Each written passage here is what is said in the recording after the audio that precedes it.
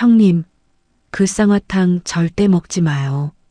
심해부는 전화기 너머에서 거의 비명을 지르고 있었습니다. 미선이가 그거 가져와서 먹었는데 피 토하고 난리 났어요. 지금 병원 응급실로 실려왔어요. 제 손에서 컵이 툭 떨어졌습니다. 그 쌍화탕은 며칠 전 시어머니가 난임에 좋다며 제게 보낸 것이었습니다. 늘 저를 애 못 낳는 며느리라며 짓밟던 사람이 갑자기 다정하게 웃으며 건넨 선물. 그리고 그날 밤 시댁 대문 앞에는 형사차가 멈춰 섰습니다. 시어머니는 끝까지 소리쳤습니다. 난 아무것도 몰라. 며느리 먹으라고 준 것뿐이야. 이야기 시작 전 저희 채널을 구독해 주시면 오늘 하루 큰 행운이 가득하시길 빌겠습니다.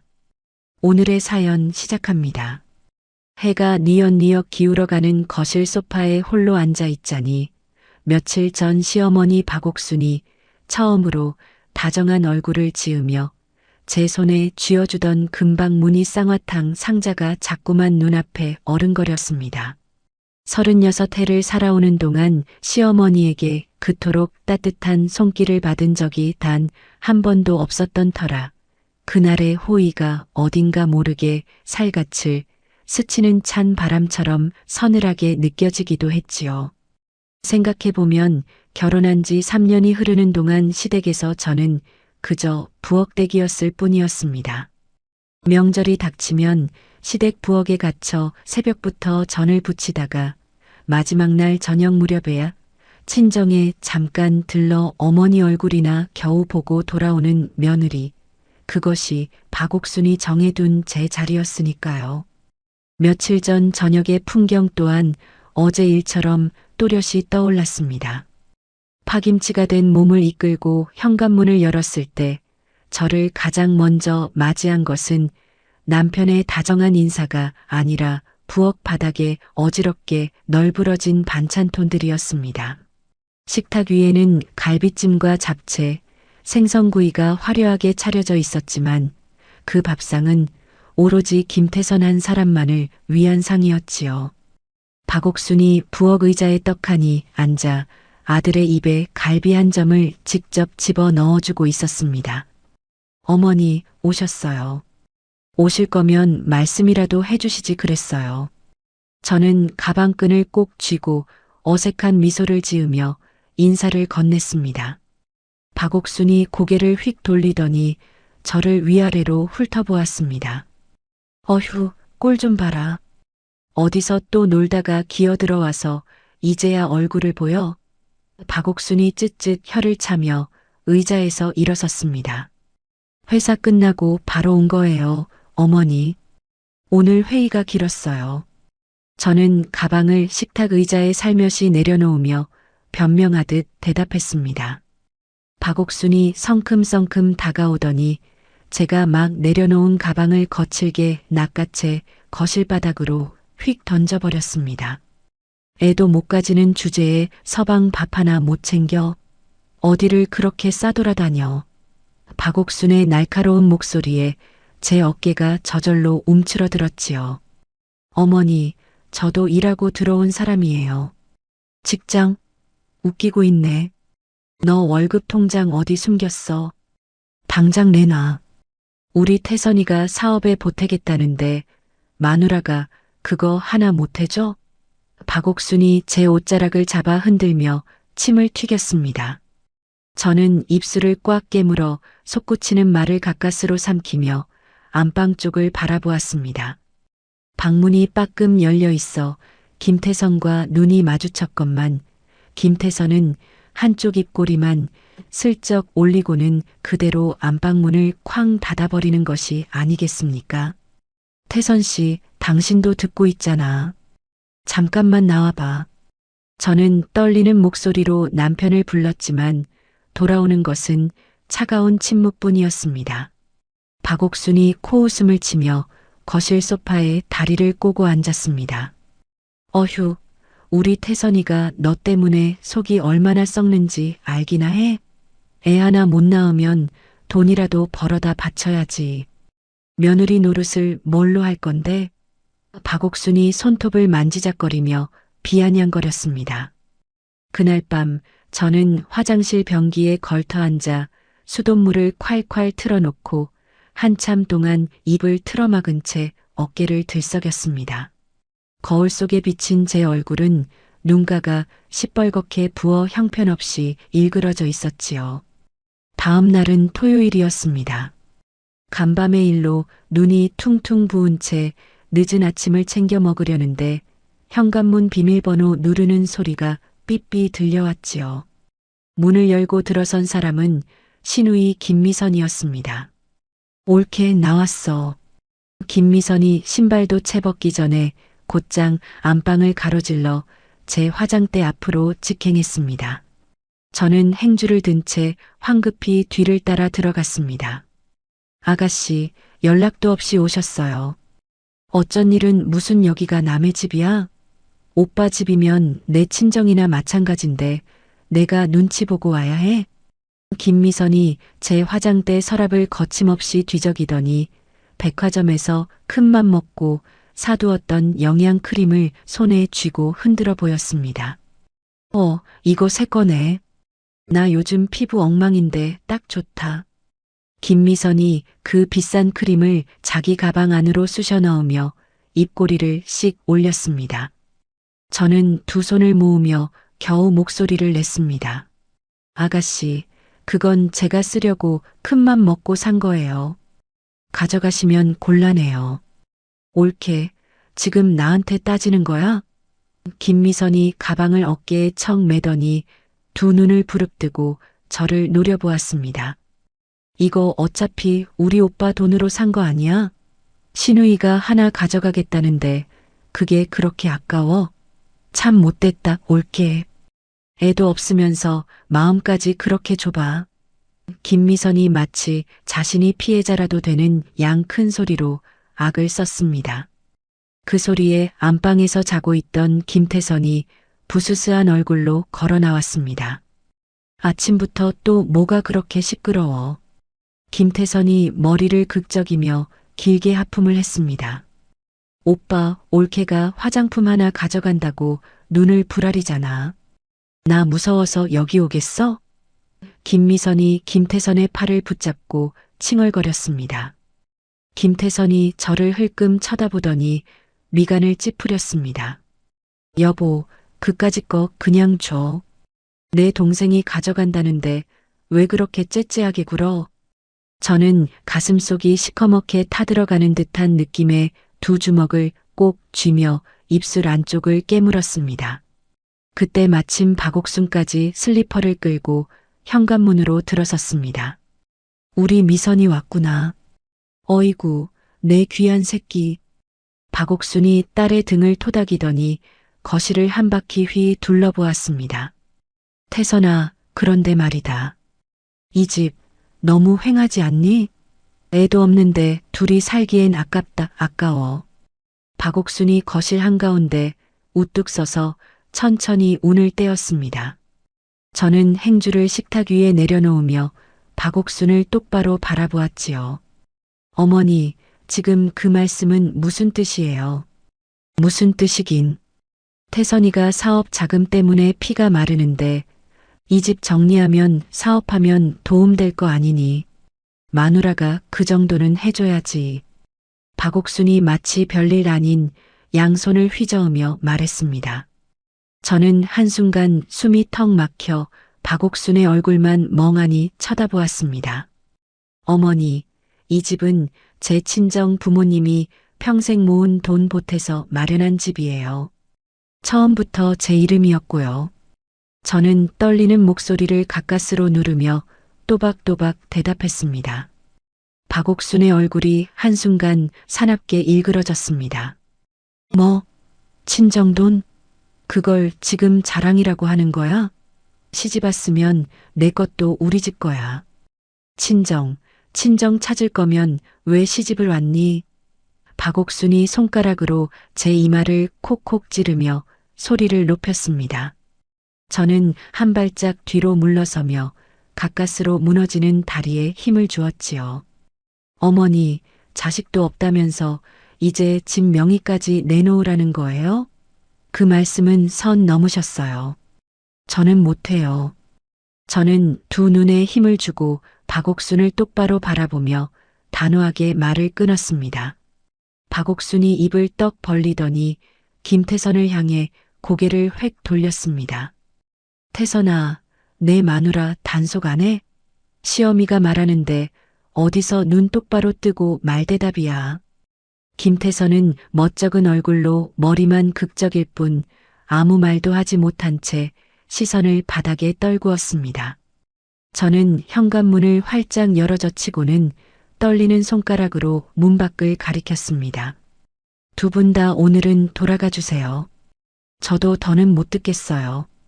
이게 지금 시어미를 내쫓는 거야? 애도 못 낳는 며느리가 기세는 하늘을 찌르네.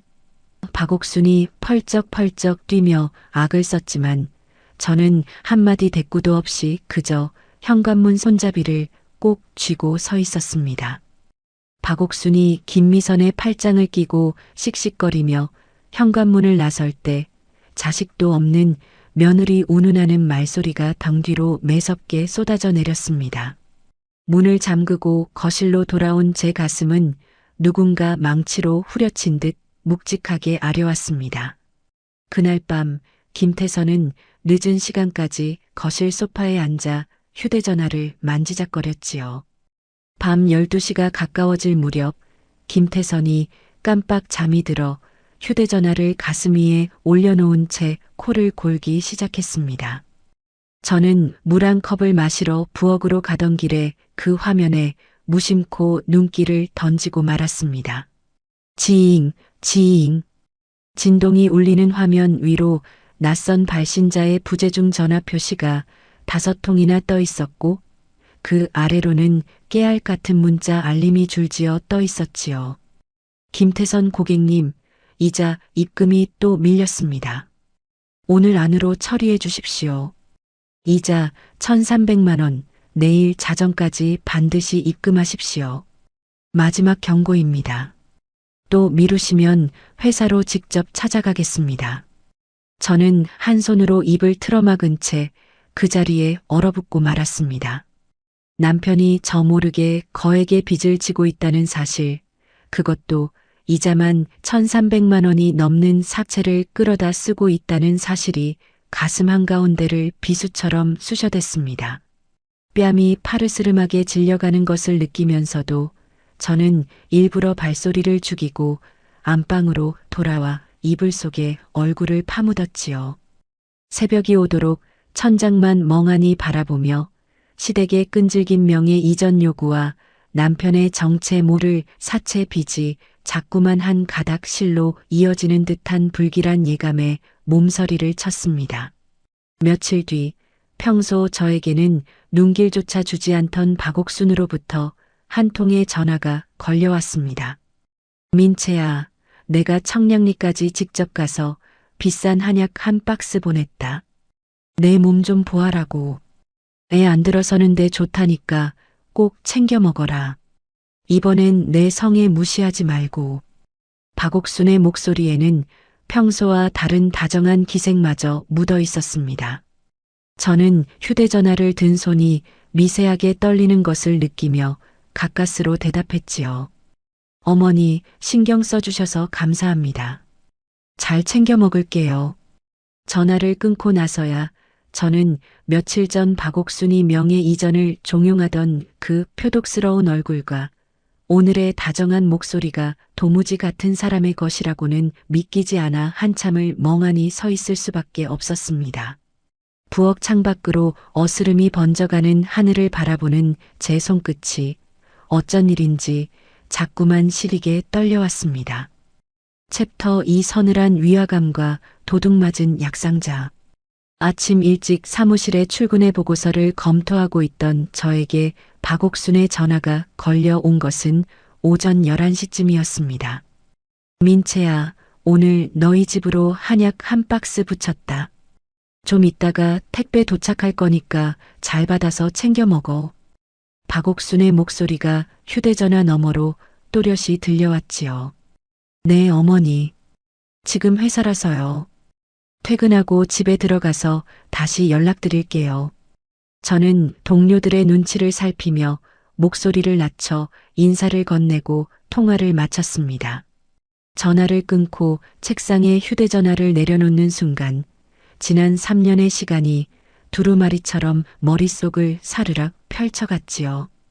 명절 전날이면 새벽 5시에 시댁 부엌에 도착해 밤늦도록 전을 부치고 산더미 같은 설거지를 마쳐도 박옥수는 단 한 번도 고생했다는 말 한마디를 건넨 적이 없었습니다.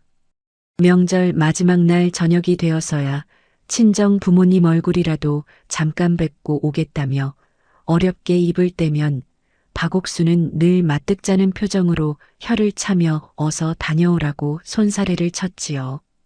그런 시어머니가 청량리까지 가서 비싼 한약을 직접 지어 보냈다니 가슴 한구석에 까닭 모를 서늘함이 자꾸만 따리를 틀었습니다. 퇴근 후 집 앞에 도착하니 현관문 옆에 정사각형의 두툼한 박스가 얌전히 놓여 있었습니다. 박스를 들어 거실 식탁 위에 올려놓고 외투를 옷걸이에 거는데 비밀번호 누르는 소리와 함께 김태선이 들어섰습니다. 민채, 어머니가 보낸 약 도착했어? 김태선이 신발도 채 벗기 전에 식탁 위에 박스부터 흘끔거렸습니다. 방금 들어와서 박스만 올려놨어. 저녁부터 차릴 거야. 저는 앞치마를 두르며 무심한 척 대답했지요. 김태선이 박스 옆으로 다가오더니 손가락으로 박스를 톡톡 두드리며 입꼬리를 한껏 끌어올렸습니다. 이거 어머니가 청량리 가서 직접 지어 보내신 거야. 비싼 약재로 몸 보호하는데 그렇게 좋다더라. 임신에도 좋고. 김태선이 평소엔 짓지 않던 과장된 웃음을 지으며 박스를 어루만졌습니다. 저는 가스레인지에 냄비를 올리다 말고 슬쩍 김태선을 돌아보았지요. 3년을 같이 산 남편이지만 저렇게 어색하게 웃는 얼굴은 처음 보는 것이었습니다. 민채, 하루에 한 포씩만 꼭 챙겨 먹어. 빼먹지 말고. 아침이든 저녁이든 한 포씩, 알았지. 김태선이 박스를 손으로 콕콕 누르며 거듭 당부를 했습니다. 알았어. 챙겨 먹을게. 저는 짧게 대답하고 다시 가스레인지로 고개를 돌렸지만 등 뒤에서 박스를 한참 동안 들여다보는 김태선의 시선이 자꾸만 느껴졌지요. 저녁상을 차린 뒤 저는 안방으로 들어가 박옥순에게 전화를 걸었습니다. 어머니, 약 잘 받았어요. 신경 써주셔서 감사합니다. 뭐냐? 그거 비싼 약재만 골라서 정성껏 지은 거니까 절대 빼먹지 말고 하루에 한 포씩 데워 먹어라. 데워 먹어야 약효가 제대로 받지 그냥 먹으면 안 된다. 박옥순이 평소와 다른 따뜻한 목소리로 다정스레 일러주었습니다. 네, 어머니. 꼭 챙겨 먹을게요. 전화를 끊고 거실로 나오니 김태선이 텔레비전 앞에 앉아 시선만 화면에 둔 채 귀는 안방 쪽으로 잔뜩 기울이고 있는 모습이 한눈에 들어왔지요. 그날 밤 11시쯤 잠자리에 들기 전에 저는 약을 한 포라도 데워 먹어볼 요량으로 부엌으로 향했습니다. 김태선은 이미 안방에서 코를 골며 깊은 잠에 빠져 있었지요. 박스를 열어보니 짙은 갈색의 파우치가 가지런히 30개나 들어차 있었습니다. 파우치 한 개를 꺼내 가위로 끝을 자르는 순간 코를 찌르는 비릿하고 쓴 냄새가 확 풍겨 올라왔습니다. 우! 저는 입을 틀어막고 헛구역질을 했지요. 평소 마셨던 쌍화탕은 단내가 은은하게 도는 약 냄새였는데 이건 마치 풀과 흙을 한데 갈아놓은 듯한 역한 냄새가 진동을 했습니다. 한 모금 입에 대보려다가 도저히 넘기지 못하고 싱크대에 그대로 쏟아버렸지요. 저는 박스 안에 나머지 파우치들을 다시 정리해 찬장 가장 깊숙한 구석에 밀어 넣었습니다. 시어머니가 정성껏 보냈다고 거듭 강조했으니 차마 버릴 수도 없고 그렇다고 매일 데워 먹기에는 그 비릿한 냄새가 영 깨름칙해 견딜 수가 없었으니까요. 토요일 오후 거실 소파에 앉아 텔레비전을 보고 있는데 또다시 현관문 비밀번호 누르는 소리가 들려왔습니다. 올케 나야. 김미선이 신발을 아무렇게나 벗어 던지며 부엌 쪽으로 향했지요. 아가씨, 어떻게 또 연락도 없이 오셨어요? 왜 못 올 때 왔어? 우리 엄마가 오빠 집에 가서 마트표 김치 좀 가져오라고 해서 왔어. 김미선이 부엌 찬장 문을 거침없이 하나씩 열어젖히기 시작했습니다. 저는 행주를 쥔 손에 자꾸만 힘이 들어가는 것을 느끼며 부엌으로 따라 들어갔지요.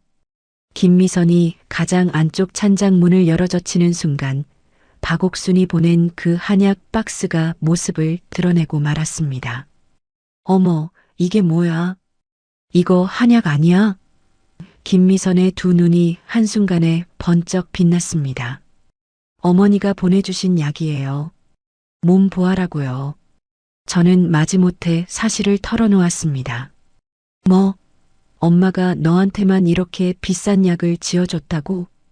김미선이 박스를 양손으로 부여잡으며 입을 비죽거렸습니다. 엄마는 진짜 며느리는 챙기면서 친딸은 안 챙겨. 나도 요즘 얼마나 피곤한데. 진짜 너무한 거 아니야. 김미선이 박스를 자기 가슴에 꼭 끌어안으며 노골적인 질투를 드러냈지요. 저는 그 약을 떠올릴 때마다 비릿한 냄새가 코끝에 되살아나 도리어 잘 됐다는 생각이 슬며시 고개를 들었습니다. 미선이 가져가 버리면 매일 데워 먹어야 한다는 압박에서도 벗어날 수 있을 테니까요. 아가씨, 좋을 대로 하세요. 저는 안방에 들어가 좀 누워 있을게요. 저는 짧게 한마디만 건네고는 안방으로 들어가 문을 닫아버렸습니다. 문틈 사이로 김미선이 박스를 열어 파우치 냄새를 맡고는 코를 찡그리는 모습이 보였지요. 어휴, 이게 무슨 냄새야? 한약이 다 이런가? 김미선이 한참 동안 인상을 쓰더니 다시 입꼬리를 슬쩍 올리며 박스를 꼭 끌어안았습니다.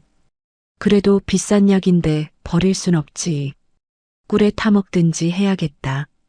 김미선이 박스를 자기 가방에 통째로 쑤셔넣고는 콧노래를 흥얼거리며 현관문을 나섰습니다.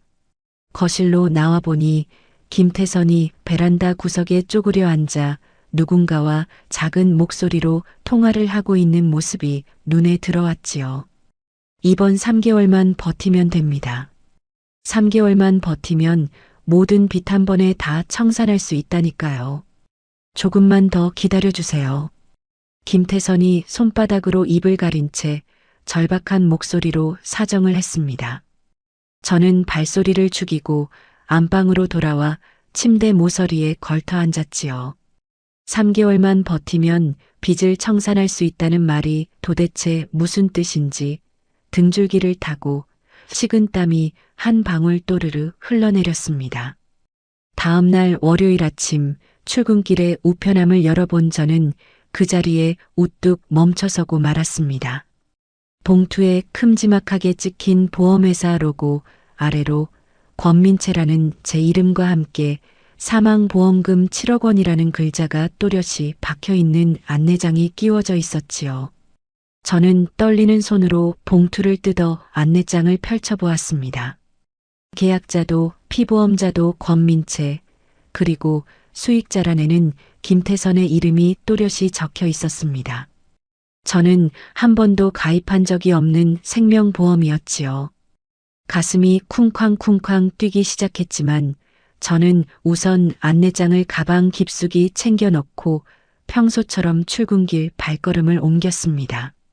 저녁에 퇴근해 집으로 돌아온 저는 가장 먼저 부엌 찬장으로 향했습니다. 역시나 박옥순이 보낸 한약 박스가 감쪽같이 사라지고 그 자리는 텅 비어 있었지요. 저는 입꼬리에 옅은 미소를 머금었습니다. 김미선이 가져갔다는 사실을 박옥순과 김태선이 알게 되면 분명 난리가 날 텐데 그 둘의 반응을 두고 보려면 약을 먹은 척 시치미를 떼는 편이 이로울 듯 싶었으니까요. 저녁상을 차리는데 김태선이 부엌을 어슬렁거리며 다가왔습니다. 민채, 어머니가 주신 약은 잘 챙겨 먹고 있어? 김태선이 짐짓 무심한 척 물었지만 두 눈동자는 자꾸만 찬장 쪽으로 흘끔거렸지요. 응, 매일 아침 저녁으로 한 포씩 데워서 먹고 있어. 어머니가 신경 써주신 건데 어떻게 빼먹어. 저는 태연한 얼굴로 미소까지 살짝 지어 보였습니다.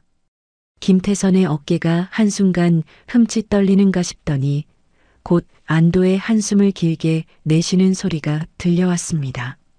잘했어. 빼먹지 말고 꼭 챙겨 먹어야 해. 어머니가 정성껏 보내신 거잖아. 김태선이 제 어깨를 두어 번 토닥거리고는 식탁에 자리를 잡았습니다. 그 뒤로 사흘 동안 김태선은 아침에 출근할 때마다 약을 챙겨 먹었느냐고 물었고 저녁에 퇴근해서도 또 한 번씩 약은 잘 챙겨 먹었느냐고 거듭 확인을 했지요. 저는 매번 입꼬리에 잔잔한 미소를 머금은 채 그렇다고 둘러대며 김태선의 눈동자가 안도와 초조 사이를 묘하게 오가는 모습을 빠짐없이 가슴속에 새겨두었습니다.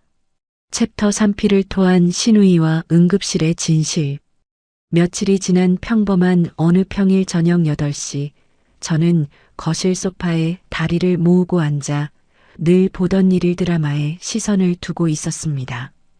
김태선은 식탁 의자에 비스듬히 걸터 앉아 휴대전화 화면만 뚫어져라 들여다보며 가끔씩 미간을 잔뜩 찡그렸다 펴기를 반복하고 있었지요. 그때 갑자기 거실 협탁 위에 올려놓은 제 휴대전화가 요란하게 울리기 시작했습니다. 화면 위에는 심해부 이도균의 이름이 또렷이 떠올라 있었지요. 저는 의아한 마음에 휴대전화를 집어들고 통화 버튼을 눌렀습니다. 네, 형부. 무슨 일이세요? 처형. 어떡하죠? 미선이가 지금 피를 토하고 쓰러져서 응급실에 실려왔어요. 이도균의 목소리가 휴대전화 너머로 갈라지듯 떨려 나왔습니다. 저는 한순간 손에 쥔 휴대전화를 떨어뜨릴 뻔하다가 다시 두 손으로 꼭 그러지었지요. 네, 그게 무슨 말씀이세요? 미선 씨가 왜요? 며칠 전에 처형 집에서 가져왔다는 그 한약 있잖아요. 미선이가 그걸 몸에 좋다고 꿀에 타서 단숨에 3포나 들이켰는데 한 10분쯤 지나니까 갑자기 가슴을 부여잡고 캑캑거리더니 피를 와락 토하고 입에서 개거품을 물며 그대로 쓰러졌어요. 이도균이 한 호흡에 몰아쉬듯 사정을 토해냈습니다. 부엌에 빈 파우치가 3개나 나뒹굴고 있고요. 처형, 그 약 도대체 어디서 받은 거예요? 지금 난리가 났어요. 빨리 좀 와주세요. 이도균의 목소리 끝이 결국 울먹임으로 갈라져 나왔지요. 저는 한 손으로 입을 틀어막은 채 그 자리에 굳어버렸습니다. 비릿하고 쓴 냄새가 진동하던 그 갈색 파우치, 박옥순이 청량리에서 직접 지어 보냈다며 하루에 한 포씩만 꼭 데워 먹으라고 거듭 당부하던 그 약이 머릿속에 또렷이 떠오르며 등골을 타고 서늘한 한기가 발끝까지 쫙 번져갔지요. 저는 비틀거리며 한 발짝 뒷걸음질을 쳤습니다. 형부, 어느 병원이에요? 지금 바로 갈게요. 한강성심병원 응급실이에요. 빨리요, 빨리. 이도균이 거의 절규하듯 외치고 통화를 끊었습니다. 휴대전화를 식탁 위에 내려놓는 제 손이 가늘게 떨려왔지요. 거실 의자에 앉아있던 김태선이 휴대전화에서 시선을 떼고 저를 빤히 올려다보았습니다. 민채, 무슨 전화야? 누가 어디 아프대? 김태선의 목소리가 평소보다 약간 높아져 있었지요. 저는 김태선의 두 눈을 똑바로 바라보며 또박또박 입을 열었습니다. 태선아, 미선 씨가 피를 토하고 쓰러져서 한강성심병원 응급실에 실려갔대. 어머니가 보내신 그 한약을 꿀에 타 마셨다는데. 순간 김태선의 얼굴이 백지장처럼 하얗게 질리더니 들고 있던 휴대전화가 손가락 사이를 빠져나가 식탁 위로 둔탁한 소리를 내며 떨어졌습니다. 뭐라고?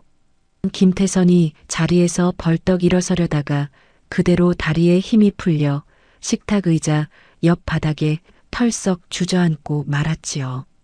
무슨 소리야? 미선이가 왜? 그 약을 왜 미선이가 마셔? 김태선의 입에서 두서없는 말이 횡설수설 흘러나왔습니다. 저는 김태선의 일그러진 얼굴을 한참 동안 내려다보다가 외투를 챙겨 입었습니다.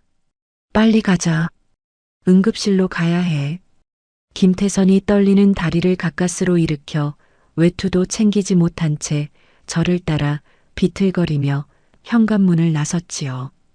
택시를 타고 병원으로 향하는 30분 동안 김태선은 한 손으로 이마를 짚은 채 끊임없이 다리를 떨었습니다.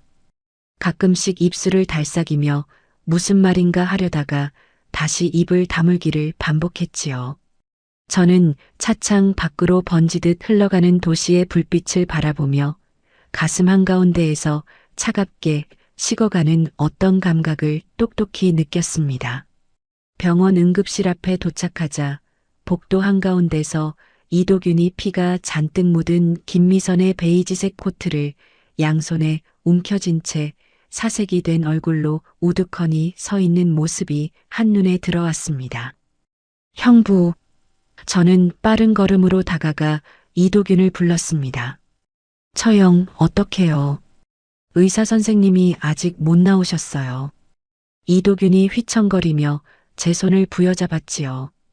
김태선은 응급실 문 앞에 다리가 풀린 채 벽에 등을 기대고 서서 거친 숨만 몰아쉬고 있었습니다. 20분쯤 흘렀을 무렵 응급실 문이 드르륵 열리며 마스크를 벗은 의사가 굳은 얼굴로 걸어 나왔습니다. 김미선 환자 보호자분 되십니까? 네, 제가 남편입니다. 이도균이 황급히 의사 앞으로 다가섰습니다. 환자분이 위세척을 하던 중에 위에서 나온 내용물에서 정체불명의 맹독성 약재 성분이 다량 들어있는 것으로 강하게 의심되는 소견이 나왔습니다. 의사가 차트를 손에 든 채 차분하지만 무거운 목소리로 말을 이어나갔지요. 환자가 단시간에 다량을 복용한 탓에 급성 중독 상태로 보입니다. 솔직히 말씀드리면 치사량에 근접한 위험한 수준이었어요. 다행히 신속하게 위세척을 진행해서 더 이상의 흡수를 막은 덕분에 가까스로 목숨은 건졌습니다만 의사가 잠시 말을 끊고 보호자들의 얼굴을 한 번씩 둘러보았습니다. 정확히 어떤 약재가 어떤 형태로 들어 있었는지는 약재 정밀 분석 결과가 나와야 알 수 있고요. 지금은 일단 환자가 안정을 취해야 합니다. 이도균이 두 손으로 얼굴을 감싸쥐며 그 자리에 풀썩 주저앉았습니다. 맹독성이라니 그게 무슨 말씀이세요? 저는 가만히 두 손을 모은 채 며칠 전부터 비밀번호를 누르고 들어와 찬장을 뒤지던 김미선의 모습과 약 한 박스를 통째로 가방에 쑤셔 넣으며 콧노래를 흥얼거리던 그 뒷모습을 차례차례 떠올렸지요.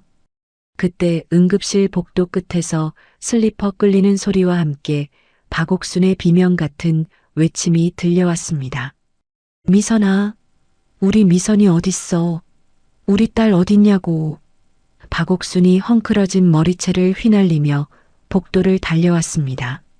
박옥순은 중환자실 유리창 너머로 산소호흡기를 입에 단 채 창백한 얼굴로 누워있는 김미선의 모습을 보자마자 두 다리에 힘이 풀려 그 자리에 그대로 주저앉아 버렸지요.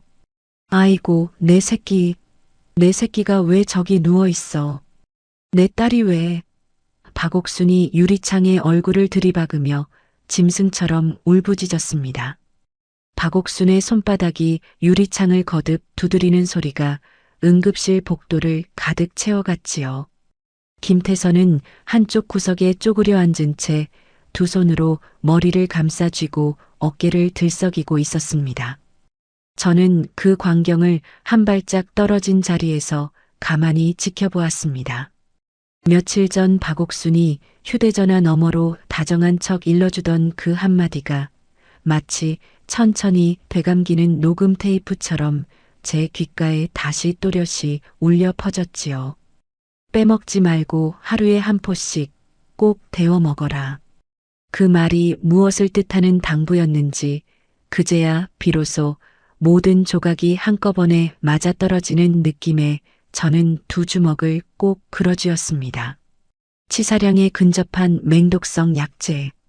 단시간에 다량을 복용해야만 급성 중독을 일으킨다는 그 약. 박옥순이 매일 한 포씩 천천히 빠지지 말고 먹으라고 거듭 당부하던 그 약. 저는 가슴 한가운데에서 무언가가 차갑게 얼어붙는 듯한 감각에 두 어깨를 가만히 떨었습니다. 응급실 복도의 형광등 불빛이 어쩐 일인지 자꾸만 흐릿하게 번져 보였지만 저는 입술 안쪽을 꽉 깨물며 두 눈에 힘을 주었지요. 이제 시댁의 진짜 얼굴을 똑똑히 마주할 시간이 다가오고 있다는 사실을 저는 그제야 뼛속까지 또렷이 알아차렸습니다. 챕터 4악어의 눈물과 추악한 실체. 박옥순이 유리창에 매달려 짐승처럼 울부짖고 있을 때 응급실 복도 끝에서 검은 점퍼를 입은 두 남자가 빠른 걸음으로 다가오는 모습이 눈에 들어왔습니다. 실례합니다. 강력반 형사들입니다. 김미선 환자 보호자분들 되십니까? 앞장선 형사가 신분증을 펼쳐 보이며 차분한 목소리로 입을 열었지요. 단순 식중독이 아니라 독극물 중독이라는 의료진 소견이 있어서 병원 측에서 정식으로 신고가 들어왔습니다. 잠시 말씀 좀 나눠야겠습니다.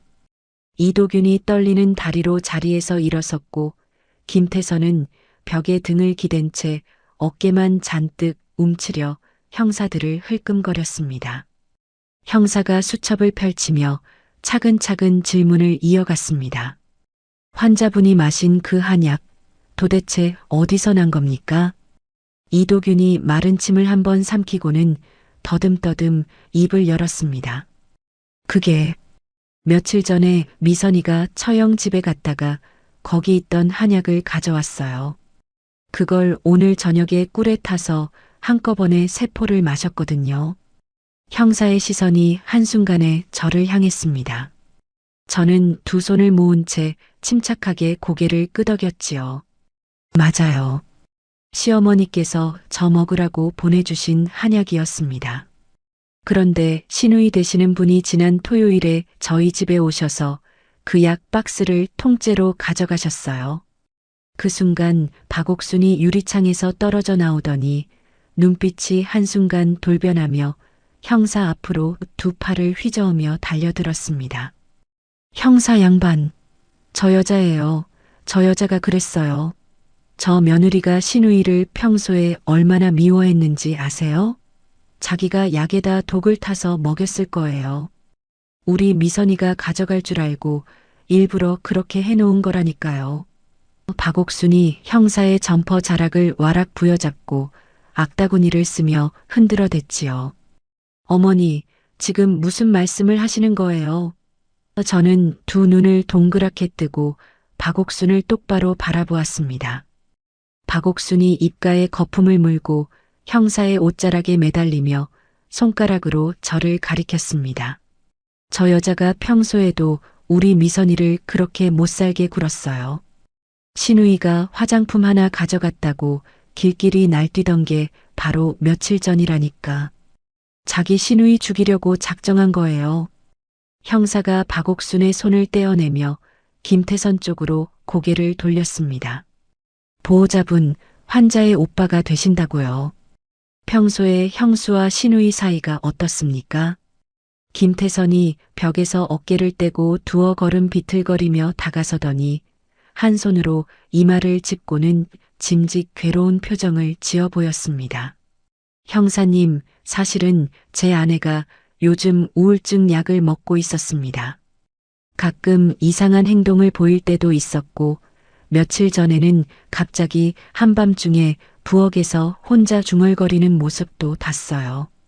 김태선이 마른 침을 삼키며 슬쩍 제 눈치를 살폈지요. 저는 그 순간 가슴 한가운데가 텅 빈 듯한 서늘한 감각에 입술이 가늘게 떨려오는 것을 느꼈습니다. 3년을 같이 산 남편이 형사 앞에서 저를 정신병자로 몰아가는 광경을 두 눈으로 똑똑히 보면서도 도무지 현실처럼 느껴지지 않았지요. 태선아, 너 지금 무슨 말을 하는 거야? 저는 가까스로 목소리를 짜내며 김태선을 노려보았습니다. 김태선은 저와 눈을 마주치지 못한 채 시선을 바닥으로 떨구었습니다. 형사가 수첩에 무언가를 빠르게 적어 내려가더니 굳은 얼굴로 저를 향해 입을 열었지요. 권민채 씨, 약이 권민채 씨 집에서 나왔다는 점, 그리고 시가 식구들의 진술이 한 방향으로 일치하는 정황을 봤을 때 일단 참고인 겸 용의자로 보고 동행 조사를 좀 부탁드려야겠습니다. 박옥순이 옆에서 흐느끼는 척 두 손으로 눈가를 훔치며 어깨를 들썩였지요. 저는 두 주먹을 꼭 그어쥐었습니다. 믿었던 남편이 형사 앞에서 저를 정신병자로 몰고 시어머니는 살인범으로 몰아세우는 이 끔찍한 광경 앞에서 가슴 깊은 곳에서 무언가 차가운 것이 빠르게 단단해져 가는 감각이 또렷이 느껴졌지요. 며칠 전 우편함에서 발견했던 7억 원짜리 생명보험 안내장. 한밤중에 김태선의 휴대전화 화면에 떠있던 1,300만 원의 이자, 독촉 문자. 이 아파트 명의를 김태선 앞으로 돌리라며 종용하던 박옥순의 표독스러운 얼굴. 3개월만 버티면 모든 빚을 청산할 수 있다며 베란다 구석에서 사정하던 김태선의 절박한 목소리. 흩어져 있던 조각들이 머릿속에서 차근차근 한자리로 모여들며 끔찍한 그림 한 장이 또렷한 형태로 완성되어 갔지요. 저는 형사를 향해 침착하게 고개를 끄덕였습니다.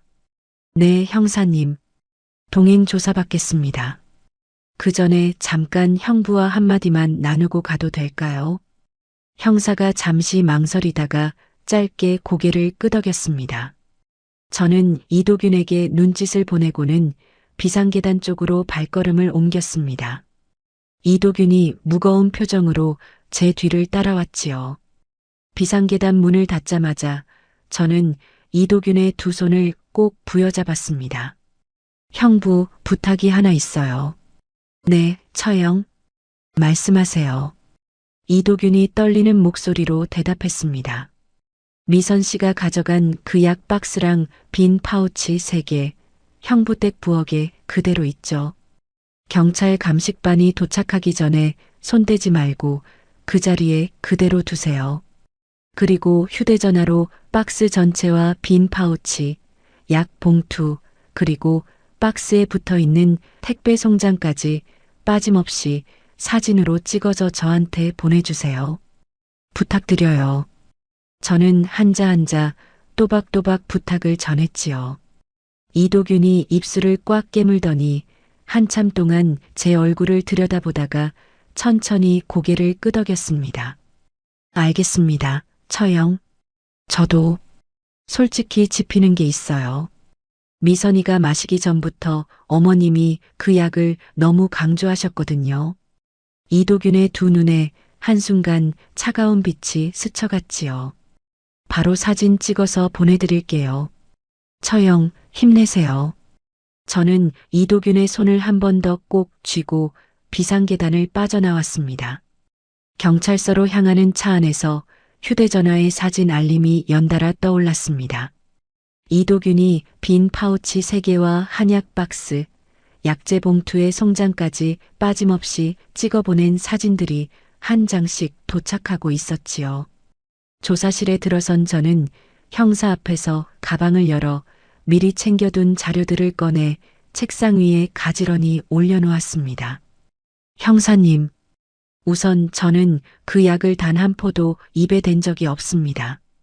비릿한 냄새가 너무 심해서 한 포를 뜯었다가 그대로 싱크대에 버리고 나머지는 찬장 깊숙이 넣어두었거든요. 저는 차분하게 입을 열었지요.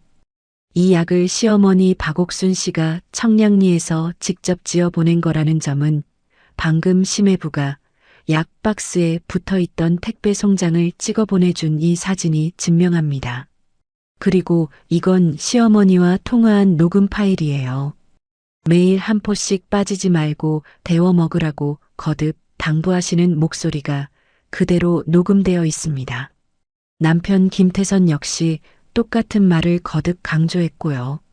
형사가 휴대전화 녹음을 재생하자 박옥순의 다정한 듯 하면서도 어딘가 집요한 목소리가 조사실에 또렷이 울려 퍼졌습니다. 저는 마지막으로 가방 안쪽에서 그 보험 안내장을 꺼내 책상 위에 가만히 올려놓았지요. 그리고 이건 며칠 전 저희 집 우편함에 도착한 안내장이에요. 제 명의로 7억 원짜리 생명보험이 가입되어 있고 수익자는 남편 김태선으로 되어 있습니다. 저는 이 보험에 가입한 적이 단 한 번도 없어요. 형사의 표정이 한순간에 굳어지는 모습을 저는 두 눈에 또렷이 새겨 넣었습니다. 옆방에서 박옥순과 김태선의 진술을 받던 또 다른 형사가 황급히 조사실 문을 열고 들어와 무언가를 귓속말로 전했지요. 형사는 책상 위의 자료들을 다시 한번 천천히 훑어내려가더니 한참 만에야 펜을 내려놓고 저를 똑바로 바라보았습니다. 권민채 씨, 조사 방향을 다시 잡아야겠습니다. 챕터 5방어선 구축과 통쾌한 축객령. 경찰서를 나선 시간은 새벽 2시가 다 되어가고 있었습니다. 택시를 잡아 집으로 돌아오는 길 저는 차창에 머리를 기댄 채 두 눈을 감고 있었지만 머릿속만은 한겨울 얼음장처럼 차갑게 또렷해져 있었지요.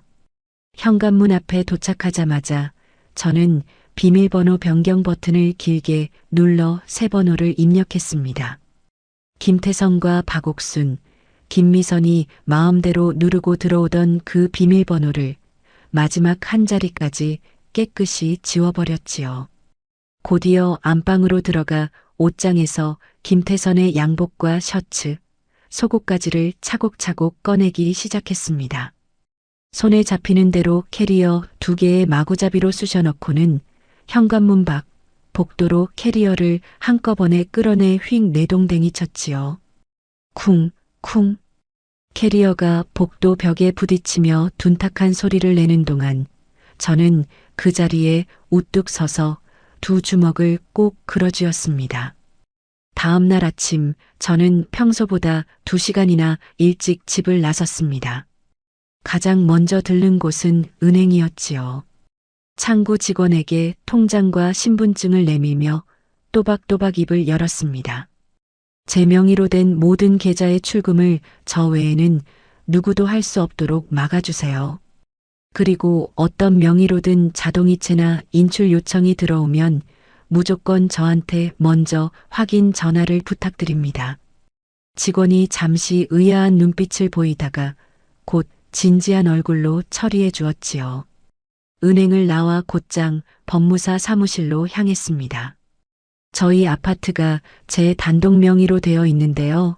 제가 모르는 사이에 누구도 이 집을 함부로 처분하거나 명의를 옮기지 못하도록 막아주세요. 저는 등기부 등본을 책상 위에 내려놓으며 부탁을 전했습니다. 법무사가 안경 너머로 한참 동안 저를 들여다보더니 한마디만 짧게 물었지요. 무슨 일이 있으셨습니까? 남편과 시어머니가 제 재산을 노리고 있어서요. 저를 지키기 위한 조치가 필요해요. 저는 가만히 한 호흡을 가다듬으며 대답했습니다. 법무사가 무겁게 고개를 끄덕이며 곧장 서류 작업에 들어갔지요. 오후에 집으로 돌아온 저는 평소에는 한 번도 들여다보지 않던 김태선의 서재 문을 활짝 열어젖혔습니다. 책상 서랍을 하나하나 뒤져나가던 중 가장 아래 칸 잠금 장치가 걸린 서랍이 눈에 들어왔지요. 공구함에서 일자 드라이버를 가져와 자물쇠를 비틀어 열자 누렇게 변한 서류 봉투 하나가 모습을 드러냈습니다. 봉투 안에서 꺼낸 종이를 읽어내려가는 동안 제 손끝이 가늘게 떨려왔지요. 차용증, 원금 5억 원, 채무자 김태선, 연 이자율 40%. 저는 차용증을 가슴에 꼭 끌어안았다가 곧 책상 위에 가만히 내려놓고 휴대전화로 한 장 한 장 사진을 찍어두었습니다. 다음 날 오전 저는 보험회사 본사로 직접 찾아갔습니다. 제 명의로 가입된 생명보험 계약 내역을 확인하고 싶어요. 그리고 계약 서류 사본을 받아가야 합니다. 저는 신분증을 내밀며 단호하게 요구했습니다. 담당 직원이 컴퓨터 화면을 들여다보더니 얼굴빛이 살짝 굳어졌지요. 고객님, 사망보험금 7억 원짜리 종신보험이 6개월 전에 가입되어 있고요. 수익자가 배우자 김태선 씨로 지정되어 있습니다. 제가 가입한 적이 없는 보험인데 어떻게 이런 계약이 가능했죠? 가입 당시 배우자분이 위임장과 인감을 가져오셨다고 기록되어 있습니다. 직원이 죄송하다는 말을 거듭 덧붙였지요. 저는 그 자리에서 계약 서류 사본을 빠짐없이 출력해 받았습니다. 집으로 돌아온 저는 사무용 책상 위에 두꺼운 스크랩북 한 권을 펼쳐놓고 그동안 모은 모든 증거들을 한 장씩 차곡차곡 정리해 갔지요. 택배 송장 사진, 박옥순과의 통화 녹음 파일을 옮겨 적은 글, 김태선의 5억 원, 차용증, 사채업자가 보낸 이자, 독촉 문자 화면을 캡처한 사진, 가짜 위임장으로 가입된 생명보험 계약서, 가리고 이도균이 보내준 빈 파우치 사진까지. 저는 자녀가 없는 부부의 한쪽이 죽으면 모든 재산과 보험금이 고스란히 배우자에게 흘러간다는 사실 앞에서 제 목숨이 5억 원의 빚을 갚을 돈으로 환산되어 있었다는 끔찍한 진실을 또렷이 마주했습니다. 가슴 깊은 곳에서 차가운 분노가 천천히 단단해져 가는 것이 똑똑히 느껴졌지요. 그 무렵 박옥순의 집에서는 경찰 수사망이 좁혀오고 있다는 소식을 전해 들은 박옥순이 부엌 싱크대 앞에서 허둥지둥 손을 놀리고 있었습니다. 이걸 다 갖다 버려야 해. 다 갖다 버려야 해. 박옥순이 부엌 한쪽에 숨겨두었던 검은색 비닐봉지를 풀어 헤치더니 그 안에 든 갈색 약재 가루를 싱크대 배수구에 쏟아부으며 정신없이 수돗물을 콸콸 틀어댔지요. 박옥순의 두 손은 가늘게 떨리고 있었고 이마에서는 식은땀이 줄줄 흘러내리고 있었습니다. 같은 시각 집에서 쫓겨난 김태선은 캐리어 2개를 끌고 처가로 향했지요. 배를 누르자마자 친정아버지가 문을 열어주었고 김태선은 거실 한복판에서 친정어머니 앞에 두 무릎을 털썩 꿇고 말았습니다. 어머니, 아버지, 민채가 오해를 하고 있는 거예요. 저는 정말 아무것도 몰랐어요. 어머니께서 그런 일을 꾸미실 줄은 꿈에도 몰랐다고요.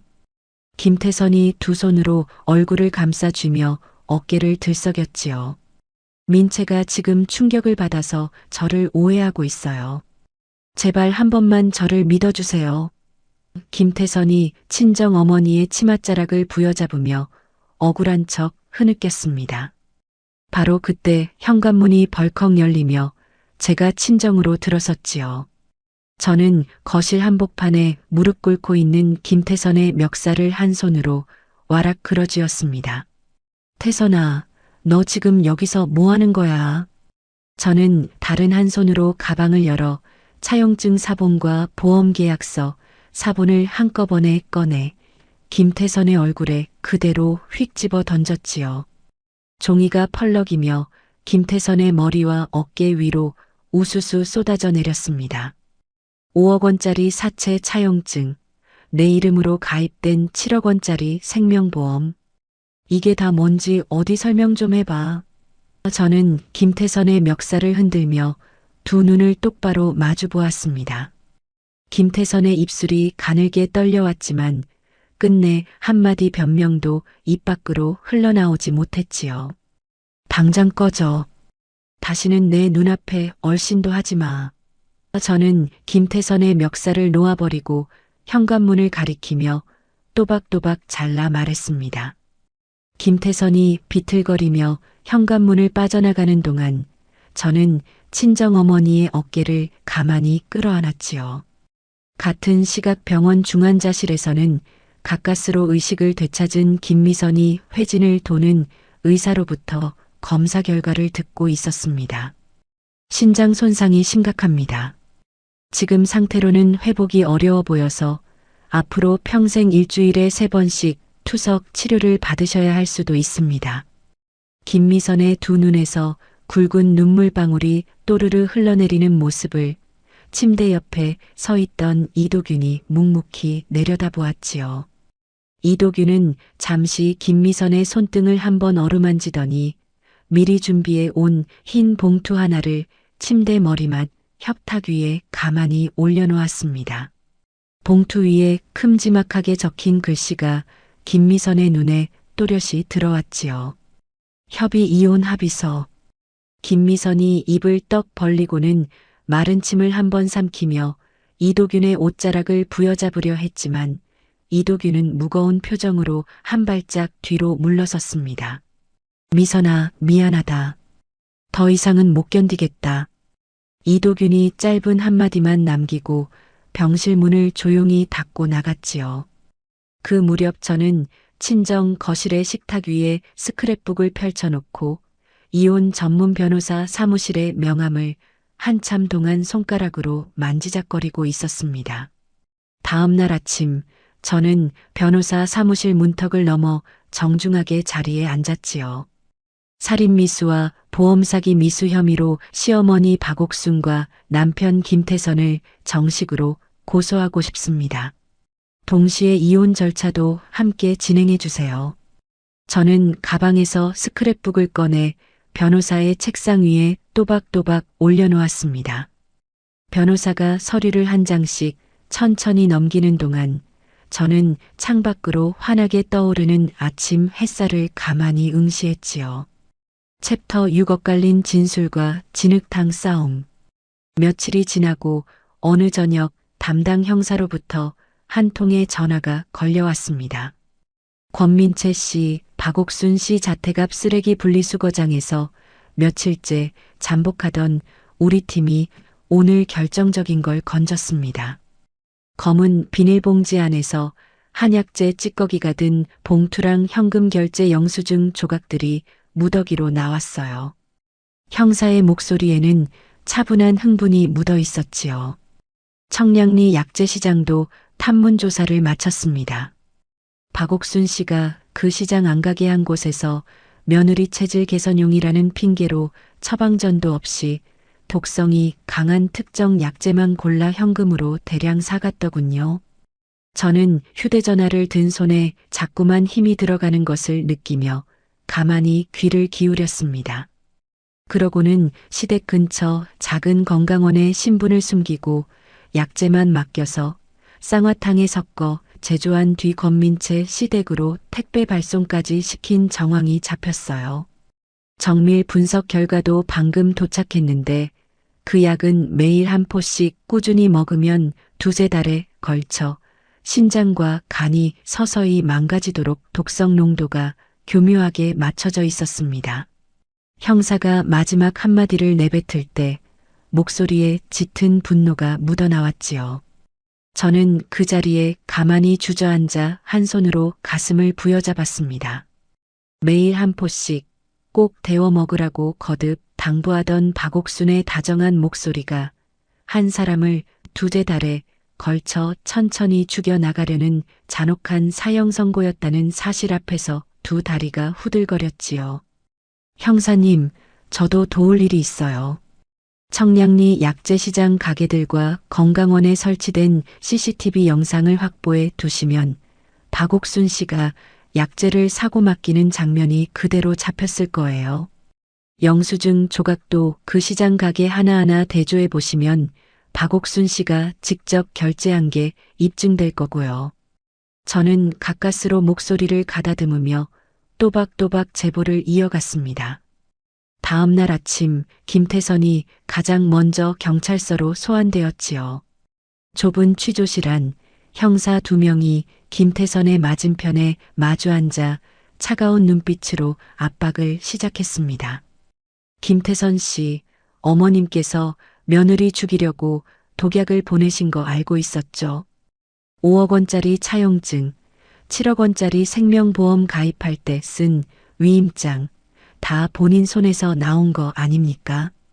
형사가 책상 위에 서류 뭉치를 탁 내려놓았지요. 김태선의 얼굴이 한순간에 백지장처럼 하얗게 질렸습니다. 아니에요. 저는 정말 아무것도 몰랐어요. 어머니가 그런 일을 꾸미신 줄은 꿈에도 몰랐다고요. 김태선이 두 손바닥을 책상에 짚고 고개를 절레절레 흔들며 부르짖었지요. 보험은 어머니가 가입하라고 시키신 거예요. 노후 대비라고 그러시면서요. 저는 정말 시키는 대로만 한 거예요. 어머니가 다 꾸미신 거예요. 김태선이 어머니에게 모든 죄를 뒤집어 씌우며 흐느끼기 시작했습니다. 옆 취조실에서 김태선의 진술이 그대로 전해진 박옥순이 형사가 건넨 종이 한 장을 손에 쥔 채 한참을 부들부들 떨었지요. 이놈이, 이 못된 놈이. 박옥순이 두 눈에서 피눈물 같은 굵은 눈물방울을 뚝뚝 흘리며 책상 모서리를 양손으로 부여잡았습니다. 그래요, 내가 시켰어요. 우리 태선이가 5억 빚 때문에 사채업자한테 쫓기고 있어서 며느리 죽으면 그 돈으로 빚 갚고 집까지 우리 거 만들려고 같이 모의한 거예요. 우리 태선이도 다 알고 있었다고. 보험금 수익자 자기 이름으로 한 거 자기가 사인했어. 박옥순이 끝내 자백을 토해내며 책상을 쾅쾅 내리쳤지요. 그러더니 박옥순은 갑자기 자리에서 벌떡 일어나 머리채를 쥐어뜯기 시작했습니다. 근데 다 그년 때문이야. 그 며느리가 며느리 도리를 제대로 했어봐. 자식이라도 하나 낳았어봐. 우리가 이런 짓을 했겠어. 박옥순이 책상 위에 놓인 종이컵을 형사를 향해 집어 던지며 미친 듯이 악다구니를 썼지요. 내가 청량리까지 가서 다리 끌고 약재 사온 게 누구 때문인데? 다 그 못된 며느리 때문이야. 박옥순이 한참을 발광하다가 기력이 다해 그대로 의자에 풀썩 주저앉았습니다. 초췌하다 못해 10년은 더 늙어 보이는 모습으로 형사에게 끌려 나오던 박옥순은 구속영장 청구를 앞두고 일단 그날 밤은 자택으로 돌려보내졌지요. 같은 시각 병원 병실에서는 이도균이 김미선의 침대 옆에 가만히 서서 도장이 또렷이 찍힌 이혼 서류를 손에 들어 흔들어 보이고 있었습니다. 미선아, 도장 찍었다. 더 이상 너희 집안일에 엮이지 않을 거다. 이도균이 차분하지만 단단한 목소리로 통보했지요. 김미선이 피골이 상접한 얼굴로 침대에서 몸을 일으키더니 가느다란 두 팔로 이도균의 바짓가랑이를 와락 부여잡았습니다. 여보, 안 돼. 나 버리지 마. 제발. 김미선의 두 눈에서 굵은 눈물방울이 줄줄 흘러내렸지요. 내가 잘못했어. 올케한테도 직접 무릎 꿇고 빌게. 사과할 테니까 제발 나 버리지 마, 여보. 김미선이 이도균의 다리를 부여잡고 처절하게 매달렸지만 이도균은 한 발짝 뒤로 물러서며 김미선의 손을 차분히 떼어냈습니다. 미선아, 너희 어머니가 우리 처형을 죽이려고 한 거 알지? 너희 오빠는 자기 마누라 목숨에 7억짜리 보험을 걸어놓고 이런 집안에 더 이상 어떻게 발을 담그고 살겠니? 이도균이 짧은 한마디만 남기고 병실 문을 조용히 닫고 나갔지요. 병실 안에 홀로 남은 김미선의 흐느낌이 닫힌 문 너머로 한참 동안 새어나왔습니다. 그날 저녁 제 휴대전화로 박옥순의 번호가 떴습니다. 저는 가만히 통화 버튼을 누른 뒤 미리 켜둔 녹음 앱이 정상 작동하는지 한번 확인했지요. 민채야, 어미가 잘못했다. 다 어미 잘못이야. 고소만 취하해주면 너한테 위자료도 두둑이 챙겨줄게. 우리 태선이는 아무것도 몰랐어. 응? 박옥순의 목소리가 휴대전화 너머로 다정한 듯 흘러나왔습니다. 어머니, 더 이상 드릴 말씀이 없습니다. 변호사 통해서 연락 주세요. 저는 짧게 한마디만 던지고 통화를 끊었지요. 곧이어 김태선의 번호로도 문자가 줄줄이 쏟아져 들어왔습니다. 민채야, 한 번만 살려줘. 고소만 취하해주면 평생 너한테 빚지고 살게. 안 그러면 너도 무사 못해, 알지? 저는 입꼬리에 차가운 미소를 살짝 머금은 채 문자 화면을 한 장 한 장 캡처해 스크랩북 3페이지에 차곡차곡 정리해 나갔습니다. 다음 날 오전 김태선이 다니던 회사 사무실로 형사들이 들이닥쳤지요. 수사 협조 부탁드립니다. 김태선 씨 컴퓨터와 책상 서류 전부 압수해 가야 합니다. 형사들이 압수수색 영장을 보안 직원에게 내미는 순간 사무실 전체가 일순간 술렁였습니다. 직원들이 두 눈을 동그랗게 뜨고 김태선의 자리를 바라보는 동안 김태선은 책상 모서리를 부여잡고 부들부들 떨고 있었지요. 설상가상으로 그 시각 회사 1층 로비에는 검은 양복을 빼입은 사채업자 서너 명이 떡하니 진을 치고 앉아 있었습니다. 야, 김태선, 이 새끼 당장 나와. 5억 원의 이자만 1,300만 원씩 밀린 거 오늘 안에 안 갚으면 사장님이고 동료고 다 알게 해줄 테니까. 김태선이 형사들에게 양팔이 붙들린 채 1층 로비를 가로질러 끌려 나오는 동안 동료들의 차가운 시선과 사채업자들의 비웃음이 한꺼번에 김태선의 덩 뒤로 쏟아져 내렸습니다. 그날로 김태선은 회사에서 쫓겨나 갈 곳을 잃은 캐리어 2개와 함께 거리에 내팽개쳐졌지요. 저는 사무실 책상에 앉아 그 모든 소식을 한 줄씩 전해 들으며 스크랩북의 마지막 페이지를 가만히 쓸어내렸습니다. 챕터 7법의 심판과 처절한 몰락. 다음 날 아침 8시 박옥순의 단독주택 골목길에 검은 승합차 2대가 줄지어 멈춰 섰습니다. 증거인멸과 도주 우려로 구속영장이 발부된 박옥순을 잡아들이기 위해 형사 4명이 결연한 표정으로 차에서 내려 대문 앞에 섰지요. 쿵쿵쿵. 형사가 대문을 거칠게 두드리자 잠시 후 박옥순이 잠옷 차림으로 부스스 문을 열었습니다. 박옥순 씨 살인미수 및 보험사기 미수 혐의로 구속영장이 발부되었습니다. 같이 가셔야 합니다. 앞장선 형사가 영장을 펼쳐 보이며 차분하게 통보했지요. 박옥순의 얼굴이 한순간 백지장처럼 하얗게 굳어지더니 두 손으로 형사의 가슴을 와락 떠밀었습니다. 나는 아무 잘못 없어. 손대지 마, 손대지 마. 박옥순이 발을 동동 구르며 형사들 사이를 빠져나가려 했지만 다른 형사가 곧장 박옥순의 양손에 차가운 수갑을 채워버렸지요. 내가 무슨 짓을 했다고. 며느리 잘 되라고 약 보낸 게 죄야.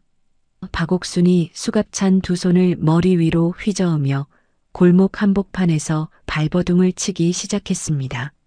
소란스러운 소리에 골목길 양옆주택의 창문들이 하나씩 열리고 잠옷 차림의 동네 주민들이 하나둘씩 골목으로 나와 박옥순을 둘러쌌지요.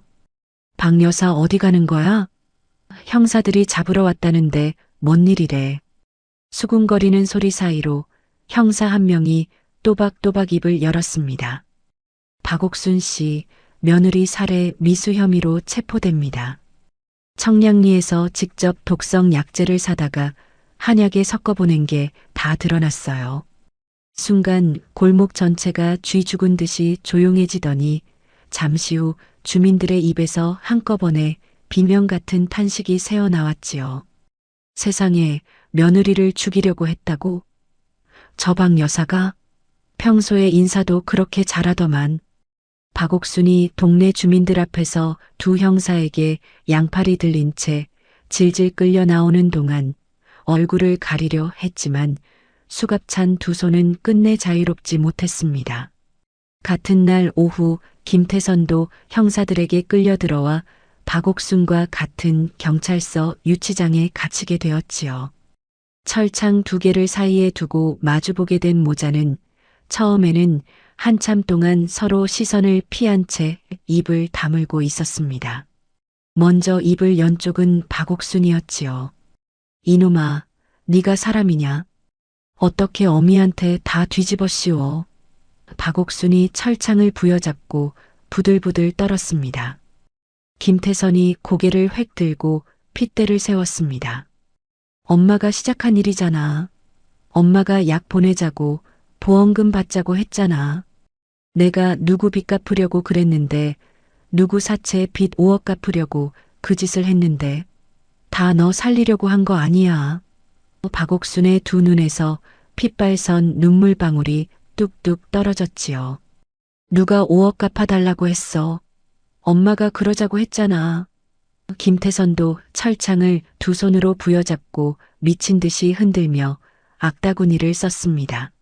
서로를 향해 핏대를 세우는 두 사람의 모습을 유치장 복도를 지나던 형사들이 차가운 눈빛으로 한 번씩 흘끔거리고 지나갔지요. 같은 시각 병원 병실에서는 김미선이 또 다른 의사의 회진을 받고 있었습니다. 환자분 신장 이식을 받지 않으시면 평생 일주일에 3번씩 투석 치료를 받으셔야 합니다. 그것도 점점 더 자주 받으셔야 할 거예요. 의사가 무거운 목소리로 진단을 전했지요. 김미선이 침대 머리맡 베개에 얼굴을 파묻고 어깨를 들썩이며 오열하기 시작했습니다. 내 인생이 다 끝났어. 다 끝났어. 김미선이 두 손으로 머리채를 쥐어뜯으며 짐승 같은 울음을 토해냈지요. 침대 옆에 놓인 협탁 위에는 이미 도장이 찍혀 떠나버린 이혼 서류만이 가만히 놓여 있었습니다. 한 달 뒤 재판이 시작되는 날 아침이었습니다. 저는 검은 정장에 단정한 단발머리를 하고 법원 방청석 제일 앞줄 가운데 자리에 가만히 앉았지요. 피고인석 문이 열리며 푸른 수의를 입은 박옥순과 김태선이 양옆에 교도관을 거느린 채 차례로 걸어 들어왔습니다. 석 달 사이에 머리카락이 거의 백발이 되어버린 박옥순의 모습과 살이 쪽 빠져 광대뼈가 도드라진 김태선의 모습이 한눈에 들어왔지요.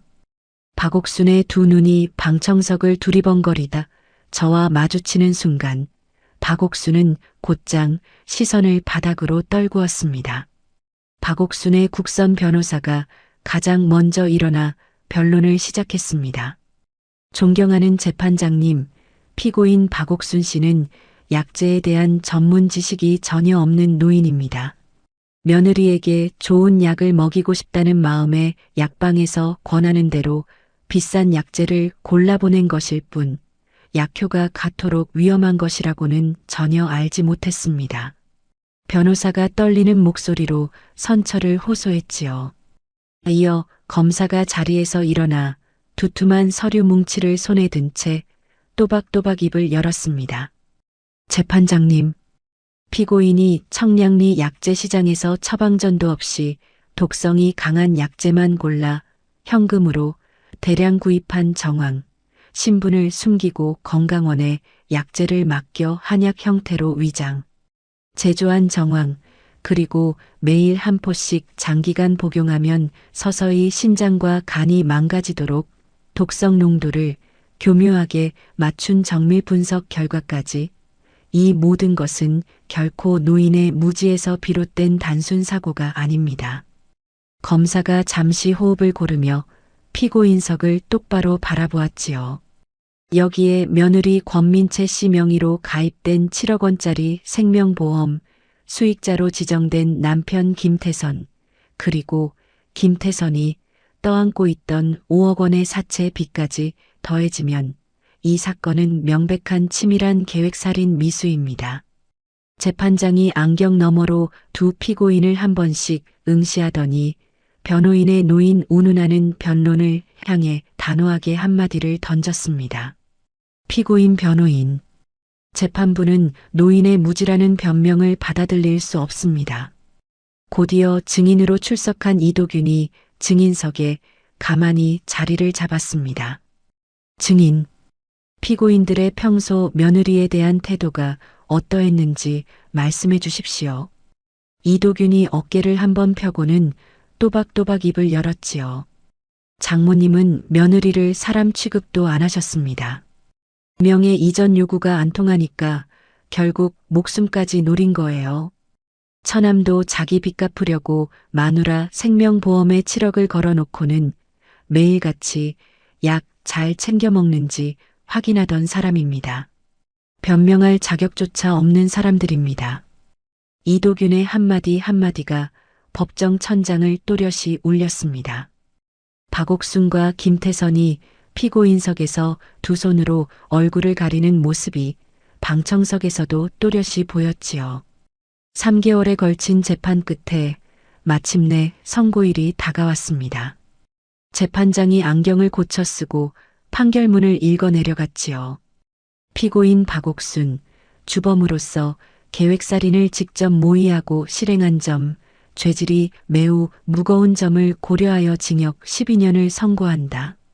피고인 김태선, 공동정범으로서 어머니의 계획을 알고도 적극 가담한 점, 보험사기 미수까지 인정되는 점을 고려하여 징역 10년을 선고한다.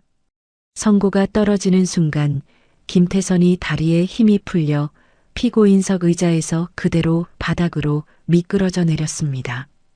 박옥수는 피고인석 철창을 두 손으로 부여잡고 한 발짝 비틀거리더니 곧 목구멍이 찢어질 듯한 비명을 내질렀지요. 태선아, 우리 태선아. 박옥순이 아들의 이름을 부르며 미친 듯이 절규하는 동안 저는 방청석에서 천천히 자리에서 일어섰습니다.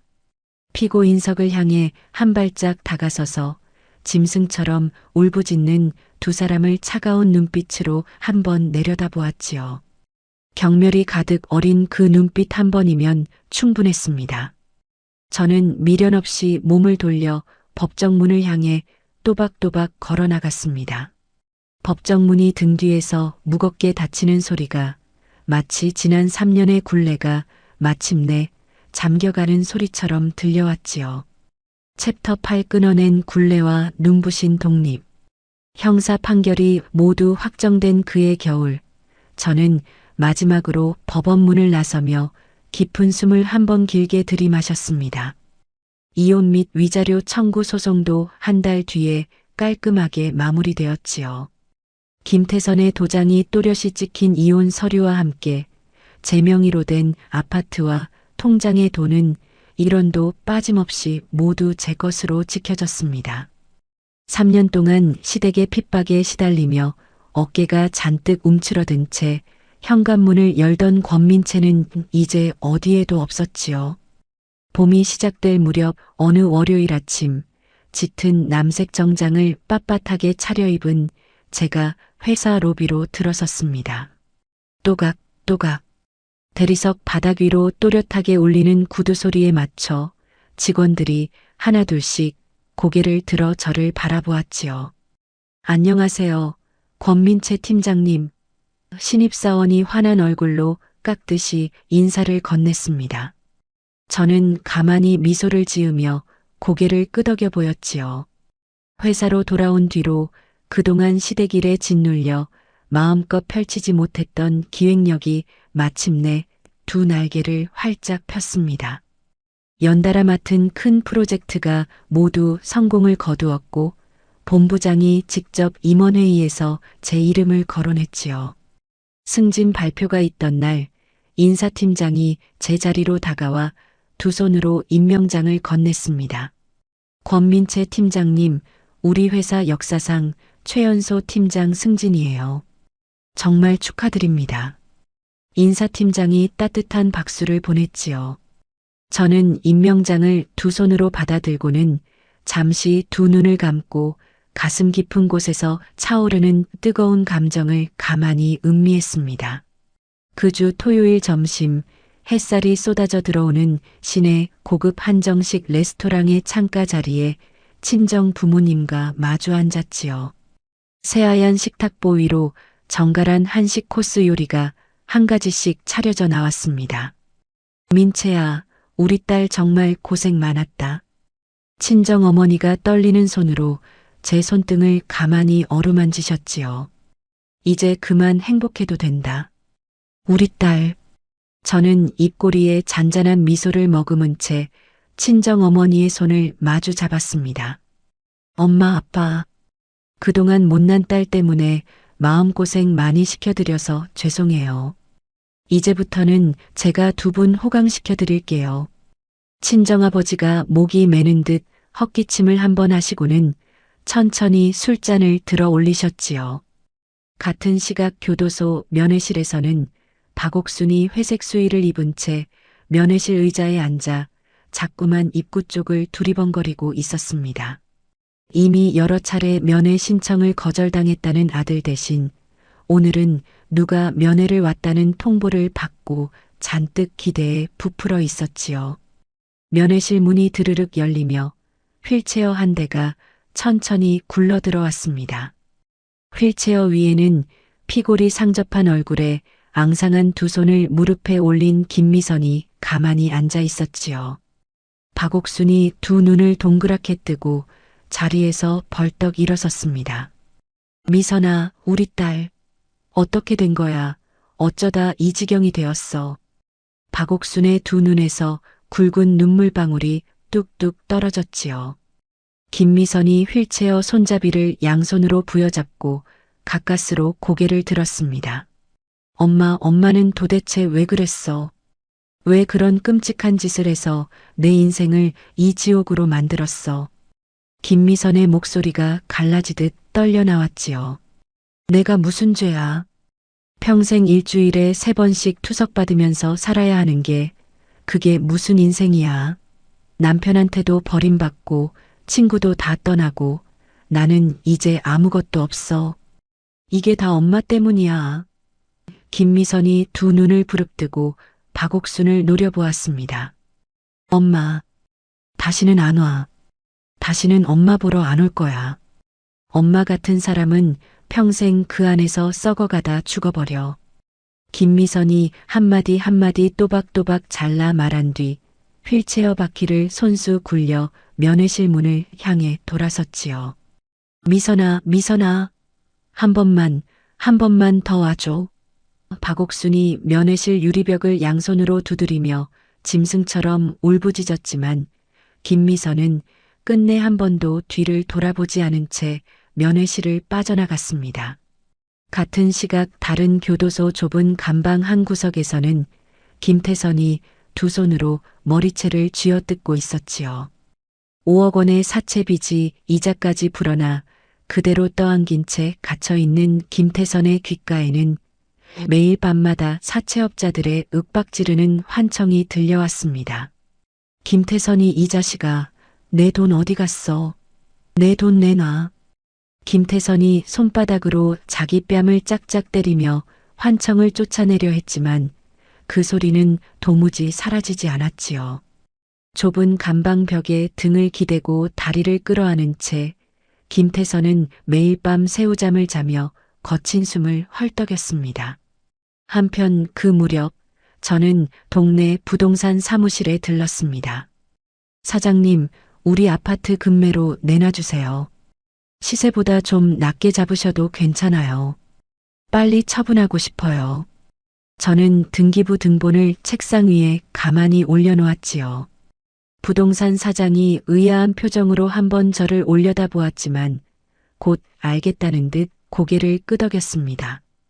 박옥순이 명의를 넘기라며 손가락질하던 그 거실 김태선이 매일 밤 약을 잘 챙겨 먹었느냐고 캐묻던 그 부엌 김미선이 비밀번호를 누르고 들어와 화잔대를 뒤지던 그 안방. 그 모든 끔찍한 기억이 묻어 있는 신혼집을 저는 미련 없이 떠나보내기로 마음먹었지요. 2달 뒤 저는 한강이 시원하게 내려다 보이는 새 아파트 거실 한복판에 가만히 섰습니다. 햇살이 거실 통유리 창을 통해 환하게 쏟아져 들어왔지요. 은은한 베이지색 가구들이 가지런히 자리를 잡았고 식탁 위에는 새하얀 도자기 화병 하나가 단정히 놓여 있었습니다.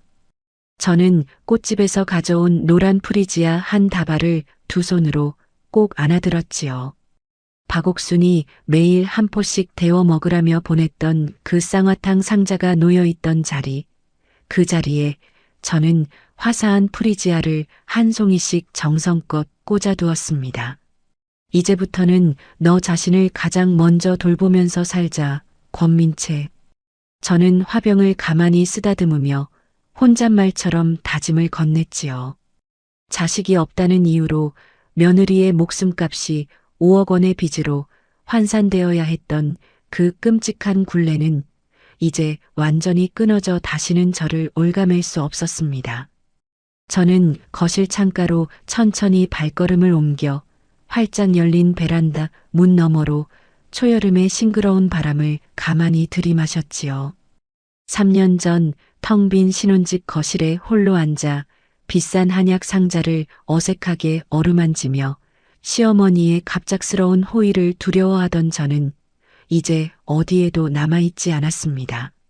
대신 그 자리에는 2발로 단단히 땅을 딛고 서서 자기 자신을 위한 노란 꽃을 식탁에 꽂아두는 한 사람의 권민채가 가만히 미소를 짓고 있었지요. 창밖으로 펼쳐진 맑고 푸른 초여름 하늘 아래로 강물이 햇살을 받아 반짝반짝 빛나며 흘러갔습니다. 저는 2손을 가슴 앞에 가지런히 모은 채 앞으로 펼쳐질 저만의 눈부신 날들을 가만히 그려보며 환하게 웃었지요. 인생톡톡 시청자 여러분, 오늘 긴 시간 함께 해주셔 감사합니다. 자식을 낳지 못한다는 이유 하나로 한 사람의 목숨값까지 환산하려 했던 무서운 탐욕 앞에서 권민채는 결코 무릎 꿇지 않았습니다. 참는 것이 미덕이라 배워온 우리 어머니 세대에게 권민채의 단단한 결심은 한 가지 이야기를 들려줍니다. 내 자리는 누가 정해주는 것이 아니라 내가 2발로 딛고 서는 그 자리가 바로 내 자리라는 것을요. 지금 이 순간 누군가의 며느리로, 아내로, 어머니로 살아오시며 묵묵히 견뎌오신 어르신들 모두 부디 자기 자신을 가장 먼저 아끼며 사시기를 진심으로 바랍니다. 이야기를 끝까지 들어주셨다면 잘 들었다고 댓글 하나만 남겨주세요. 구독과 좋아요를 눌러주시는 모든 분들이 행복하시길 기원합니다. 오늘 함께 해주셔서 정말 감사합니다.